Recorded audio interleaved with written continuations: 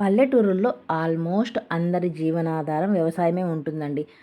మా జీవనాధారం కూడా వ్యవసాయమే. మేము నిమ్మకాయలనైతే ముందు రోజు కోసుకొచ్చి ఇలా ఆరబెట్టేసి నెక్స్ట్ డే మార్నింగ్ బస్తాలకైతే ఎత్తేస్తాము. అంటే గ్రేడింగ్ చేస్తామన్నమాట. మంచి కాయలు, పొడి కాయలు. అది ఎలా అనేది నేను ఇంకొక వీడియోలో కూడా చూపిస్తాను. ఎర్లీ మార్నింగ్ అయితే ముందు ఇల్లులు చిమ్ముకుంటా ఎవరికి ఏ వస్తువు కానీ ఇవ్వమండి. అది ఎంత ఇదైనా కానీ అంటే అది అందరూ నమ్ముతారు. ఆల్మోస్ట్ మేము కూడా నమ్ముతాము. నిమ్మకాయల బస్తాలు ఎతకతాలకి ఇల్లులు కూడా చిమ్మేసాము.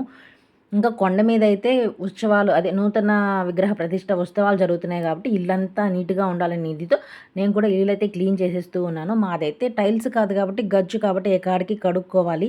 ఎండ చూస్తే చాలా ఉంది. ఇంక నేను బాబుకి ఏమేమి చేసుకుంటున్నానో బాబు రొటీన్స్ అనేది ఏమీ చూపించట్లేదు. జస్ట్ విలేజెస్‌లో ఎంతవరకు వర్క్స్ ఉంటాయనేది చూపిస్తున్నాను. మనకైతే ఆకలి అనేది తెలుస్తది. వీటికి మనకు చెప్పలేవు కదండీ!